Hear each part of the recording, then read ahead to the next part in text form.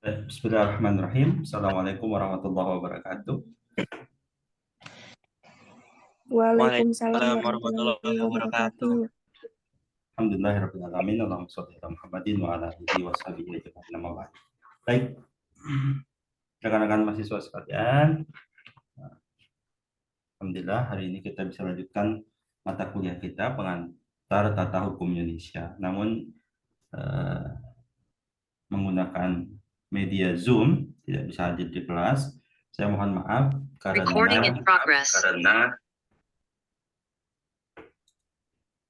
perkuliahan 3 pekan ke depan, hari ini 2 dan 3 pertemuan ke depan saya akan menggunakan Zoom karena saya dapat tugas ya. Saya sekarang berada di Solo selama 3 pekan, jadi tidak bisa masuk kelas. Jadi 3 pekan ke depan ya, termasuk pekan ini ya, 3 pertemuan ke depan ini nanti kita akan via Zoom. Dan karena Zoom-nya ini yang free, dia hanya akan bertahan 40 menit. Jadi nanti 40 menit, nanti kita break kira 10 menit ya. Break dulu 10 menit. Ya, nanti setelah itu gabung lagi join. Begitu. Ya, kita upayakan ya sebisa mungkin saja sih. Ya, tidak full waktunya enggak apa-apa. Yang penting kita ada sesi perkuliahan. Baik.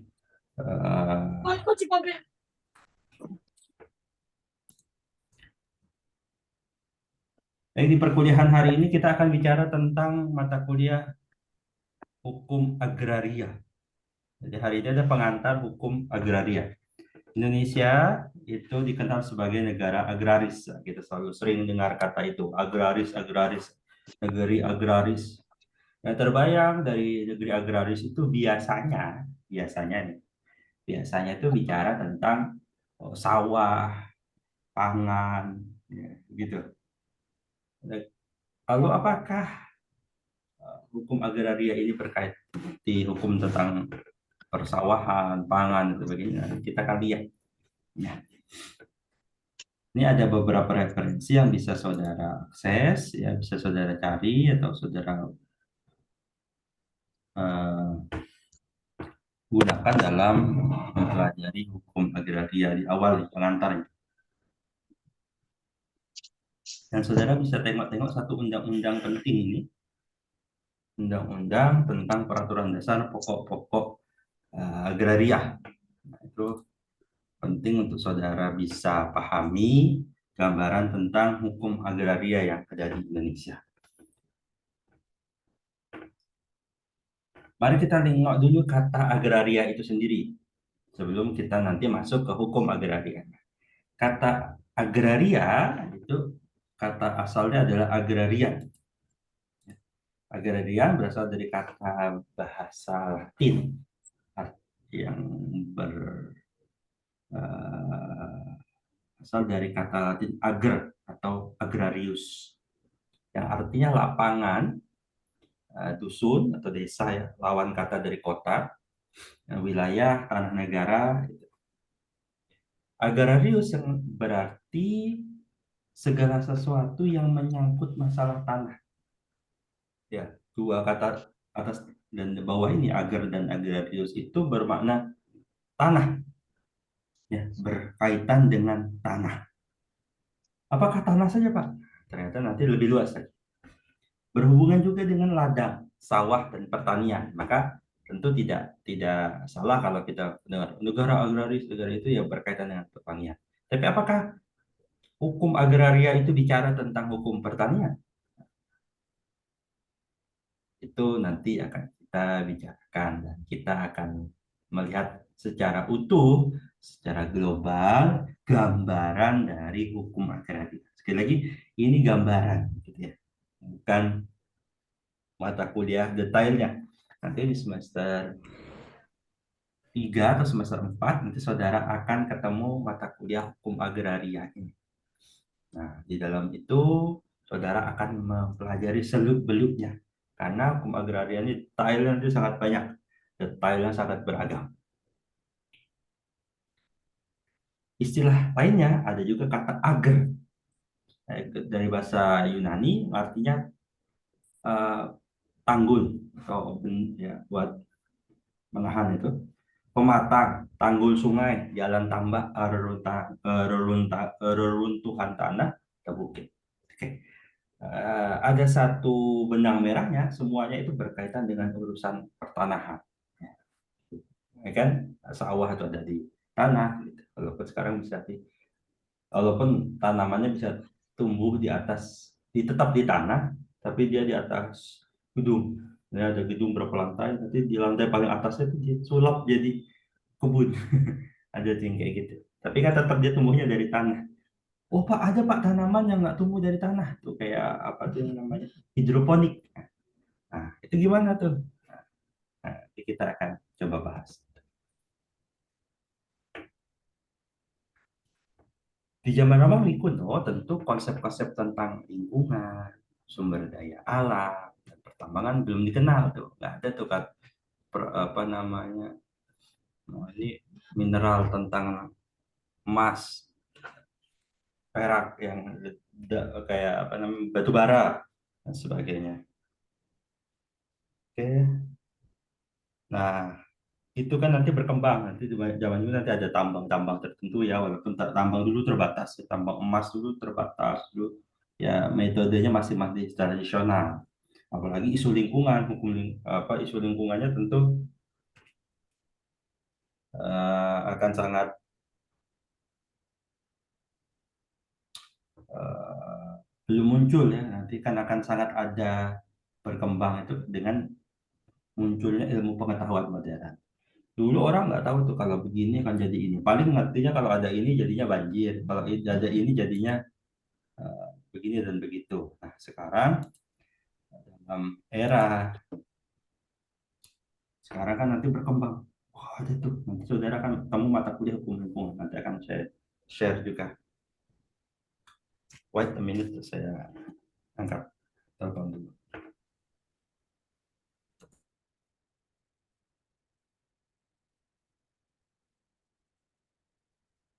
Oke, saya WA saja. Oke, lahan adalah bagian dari daratan permukaan bumi sebagai suatu lingkungan fisik yang meliputi tanah. Nah, lahan itu berkaitan dengan tanah. Tentu, iya, tapi kan bisa jadi ada tuh di tempat gede, ada di tempat tertentu yang mungkin nggak langsung napak tanah, tapi dia menjadi satu lahan.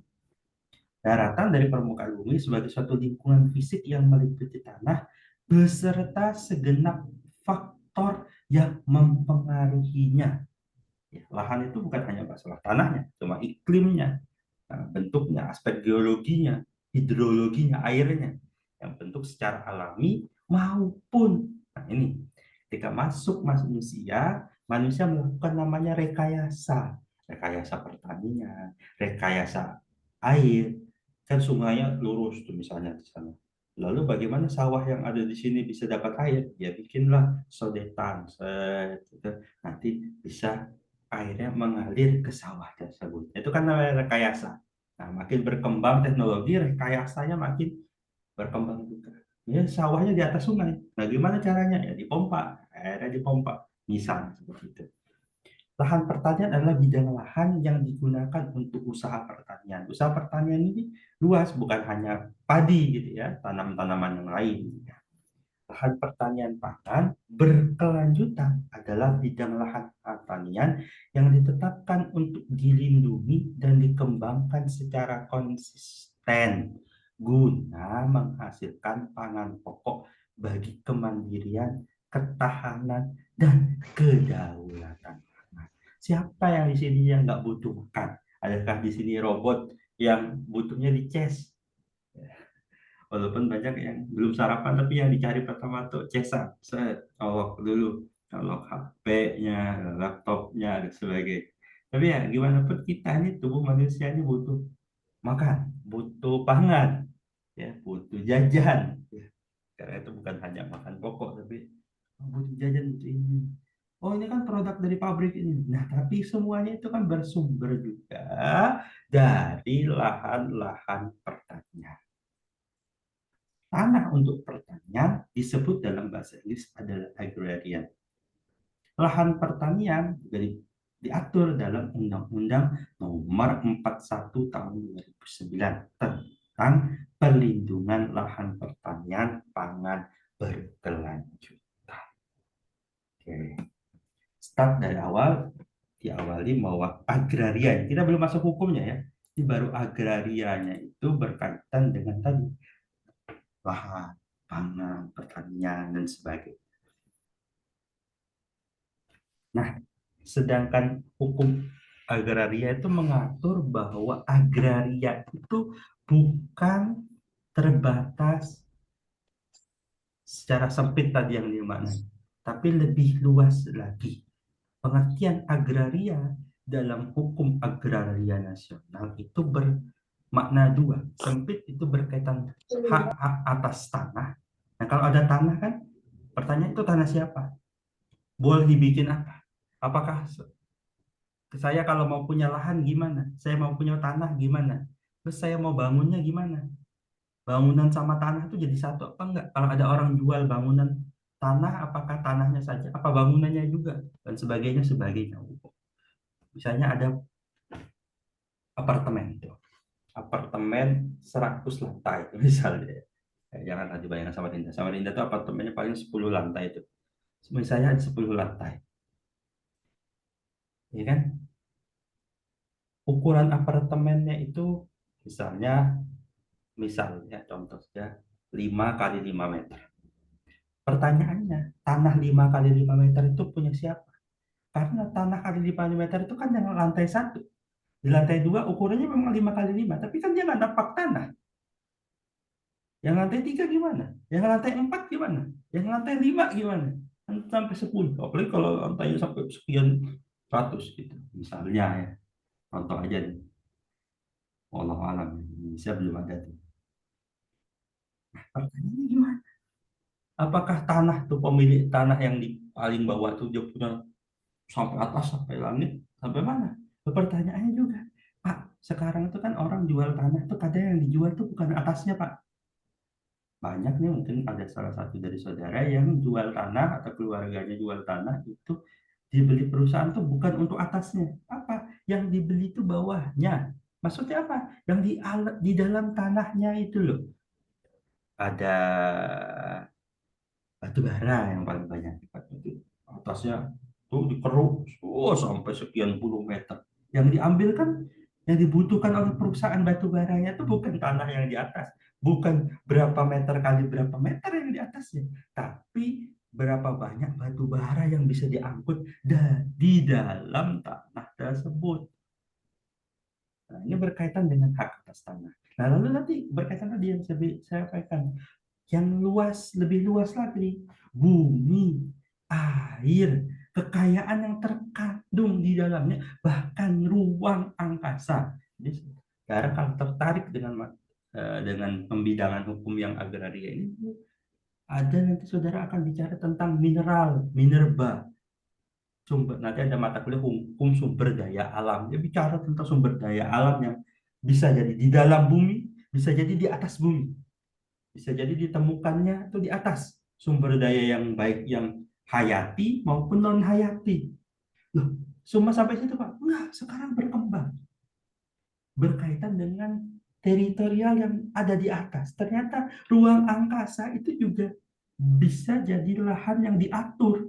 Karena nggak seenaknya ada pesawat Amerika lewat di atas Indonesia. Enggak, harus ada izinnya. Ada pesawat tempur lewat, itu langsung pesawat tempur coba saja lah.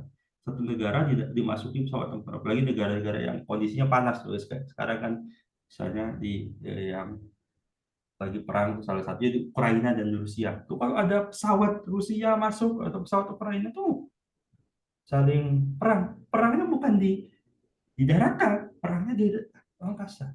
Sama tuh yang sekarang bukan perang tapi apa namanya, gesekannya sangat panas, yaitu Korea Utara sama Korea Selatan. Apakah pesawatnya Korea Selatan tuh bisa lewat nyelonong itu masuk wilayah udaranya wilayah udaranya teritorial negara Korea Utara? Sebaliknya juga, apakah pesawatnya dari negara Korea Utara bisa dengan mudah masuk teritorial ruang angkasa di udara itu wilayah Korea Selatan? Tentu tidak. Nah, nanti kita berkaitan ini. Bumi, air, kekayaan yang terkandung di dalamnya, bahkan ruang angkasa. Jadi ada salah satu doktor di Unpad itu, dia ahli bidang hukum berkaitan dengan cyber, apa bukan cyber, airspace, berkaitan dengan airspace, ruang angkasa itu. Pengertian agraria dalam lingkup yang sempit bisa terwujud hak atas tanah atau pertanian saja. Menurut Undang-Undang Pokok Agraria (UUPA) itu bisa diingat ya, Undang-Undang Pokok Agraria.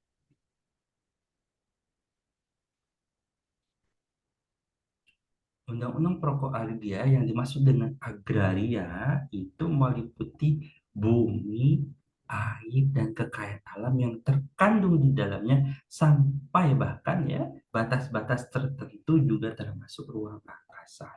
Seluruh bumi, air, ruang angkasa, kekayaan alam yang terkandung di dalam bumi itu yang termasuk dalam wilayah Indonesia itu dijelaskan dalam undang-undang itu sebagai karunia dan kekayaan bangsa.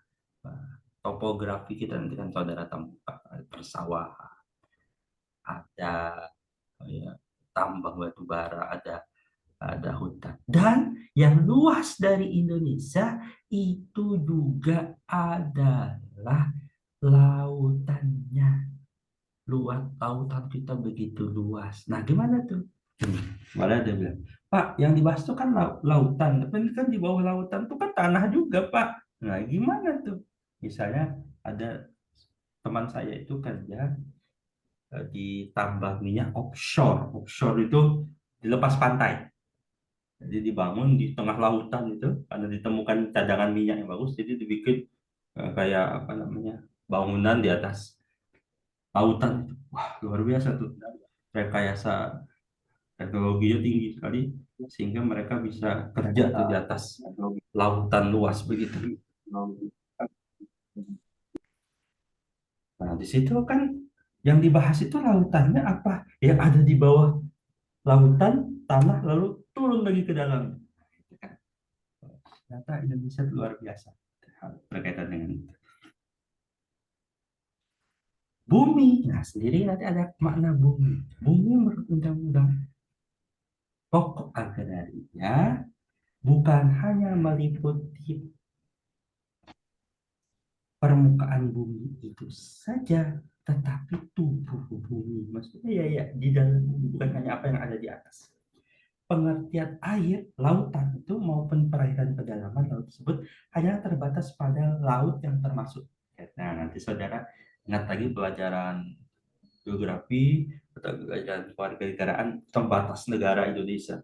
Kan batas negara kita itu mayoritasnya itu bukan daratan, mayoritasnya dengan lautan dan lautan. Misalnya di Kalimantan, iya batas utaranya itu ketemu nanti sama Malaysia.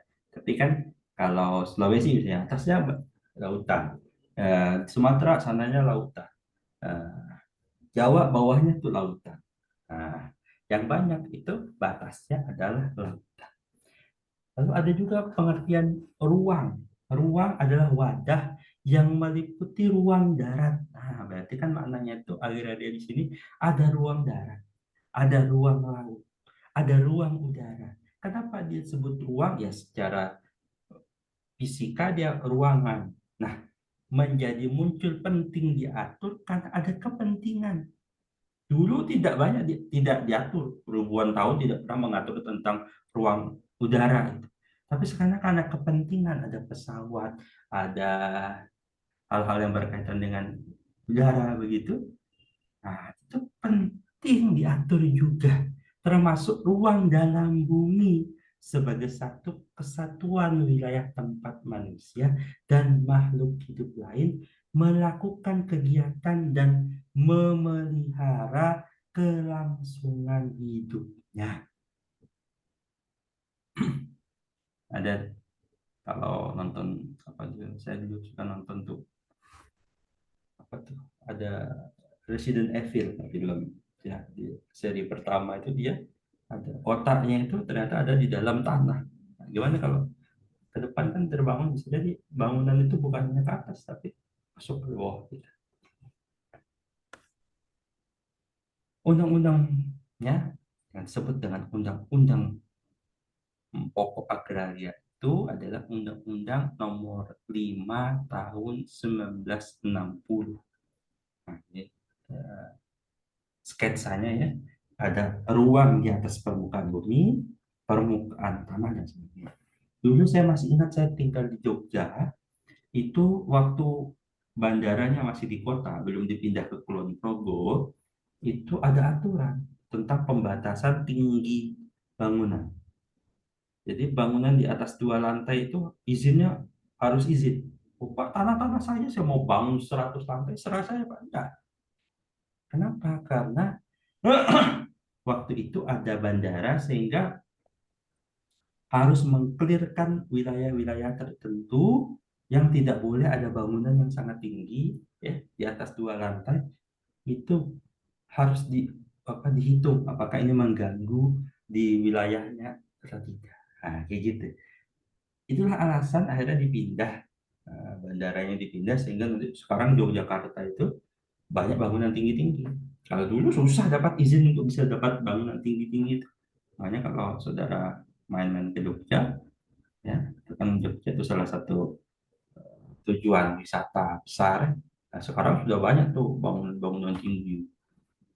Ada tuh di kampus saya dulu di Gajah Mada itu bangun rusunawa, rusun apa mahasiswa, asrama mahasiswa, bukan rusunawa ya. Ya, namanya rusun mahasiswa atau asrama mahasiswa lah gitu. Tinggi-tinggi tuh, 15 lantai dan sebagainya. Besar. Sekarang bisa dibangun kayak gitu. Kalau dulu susah. Kenapa? Karena ruang di atas muka bumi juga diatur. Salah satunya tadi kepentingan bandara. Coba deh sama Rinda, apakah bisa bikin bangunan tinggi-tinggi dekat bandara APT Pranoto? Tentu tidak. Oleh karena itu banyak bandara itu ditaruh di pinggir laut. Kenapa? Karena laut kan nggak mungkin tuh dibangun tinggi. Balikpapan banyak bangunan tingginya, tapi kan bukan di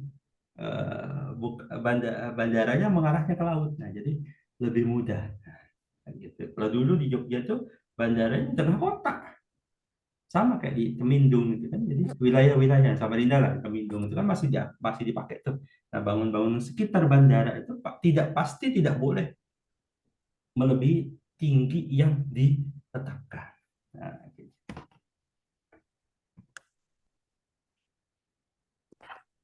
Nah, ini juga berkaitan bukan hanya ruang atas, oke, tapi juga berkaitan dengan ruang di bawah ruang. Oke, ini zoomnya mau habis. Kita tutup dulu, nanti kita lanjut dengan zoom selanjutnya. Oke, ini saya tutup dulu. Silakan 10 menit lagi. Oke, 10 menit lagi akses ke zoom yang saya berikan ke teman-teman. Terima kasih.